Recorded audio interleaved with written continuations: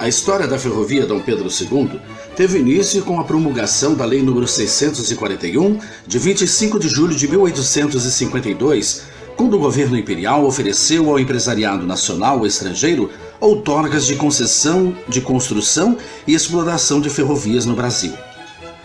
No ano de 1855, precisamente em 9 de fevereiro, o governo imperial e o engenheiro britânico Edward Price firmaram um contrato para a construção de uma estrada de ferro para ligar território brasileiro através dos trilhos. A primeira concessão dessa estrada de ferro tinha como projeto mestre ligar o Rio de Janeiro à estação de Belém, em Japeri, também na província do Rio de Janeiro, na qual, a partir dela, teriam conexões e com todas as regiões do país por ramais a serem construídos pela própria estrada de ferro Dom Pedro II ou por outras empresas ferroviárias a serem formadas. Em 11 de junho de 1855, tiveram início as obras da construção do primeiro trecho da ferrovia, que foi inaugurada quase 3 anos mais tarde, em 29 de março de 1858, ligando as estações da Aclamação, na cidade do Rio de Janeiro, à freguesia de Nossa Senhora da Conceição de Marapico, atual Queimados. A extensão da estrada de ferro tinha 48 quilômetros e 21 metros. Nesse trecho, haviam 5 estações de embarque e desembarque. São elas a de Campo, hoje denominada Central do Brasil, Engenheiro Novo, Cascadura e estações em freguesias e distritos de Nova Iguaçu e terminando em Queimados. Ainda nesse ano, a linha se estendeu até Belém, atual Japeri, no sopé da Serra do Mar, em 8 de novembro. Anos mais tarde, já em 1860, o ramal chegava a Macacos, hoje conhecida como Ramal de Paracambi. Japeri era o ponto de partida para que a estrada de ferro vencesse a Serra do Mar. A partir de julho de 1863, os trilhos da Dom Pedro II chegaram a Rodeio, atual Engenheiro Paulo de Frontin, em 1864, na região fluminense do Vale do Paraíba. Barra do Piraí foi o próximo destino e o primeiro trem de passageiros que desembarcou nessa estação ocorreu em 9 de agosto. Vencida a Serra do Mar, a estrada de ferro se bifurcou em Barra do Piraí com a chamada linha Centro, seguindo até a então província de Minas Gerais, passando por Entre Rios, hoje 3 Rios. Já o ramal paulista seguia a margem direita do rio Paraíba do Sul, em direção à província de São Paulo. Quando Dom Pedro II chegou a Entre Rios, encontrou uma nova empresa ferroviária já instalada e inaugurada no ano de 1861. Era então a estrada de rodagem União Indústria que ligava a cidade de Petrópolis a Juiz de Fora.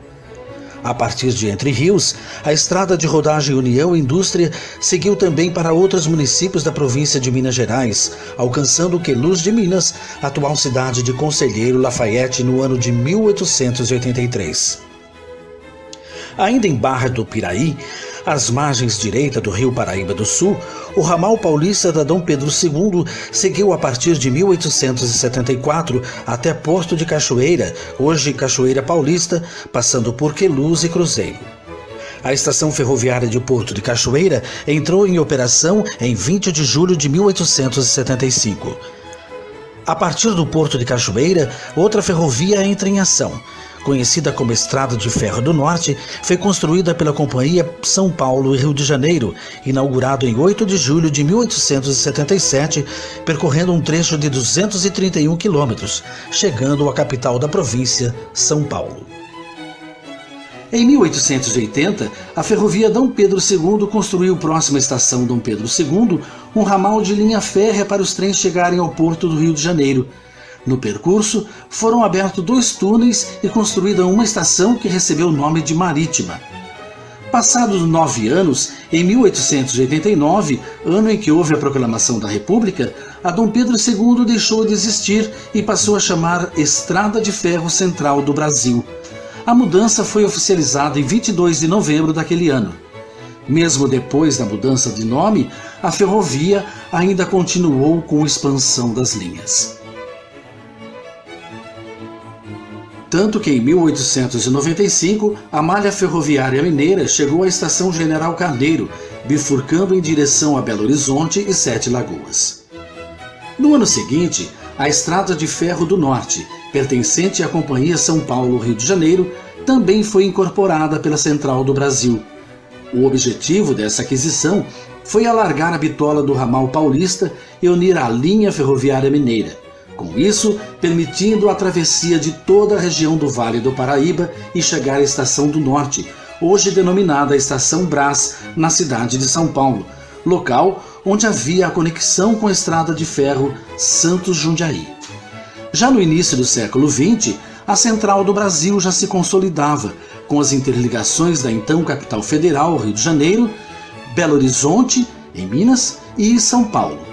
As ampliações continuaram com as incorporações de ramais já existentes, mas dentre essas incorporações haviam empresas ferroviárias deficitárias, o que prejudicava muitas vezes os lucros das linhas principais da companhia. Em 1947, a linha férreo que chegava até Montes Claros, em Minas, alcançou em 10 de setembro Monte Azul, no norte do estado. No ano de 1950, a Estrada de Ferro Central do Brasil ligou-se a partir de Monte Azul, que faz divisa com o estado baiano, a aviação férrea federal do leste brasileiro para chegar a Salvador.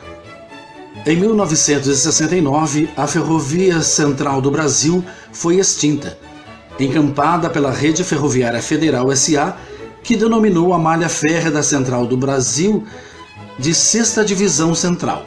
Anos mais tarde, em 1973, as linhas de bitola métrica deixaram a 6ª Divisão e formam a 14ª Divisão Centro-Norte, a qual, após 2 anos de sua criação, foi repassada à Aviação Férrea Centro-Oeste, formando a Superintendência Regional da Rede Ferroviária Federal S.A., localizada na capital mineira de Belo Horizonte.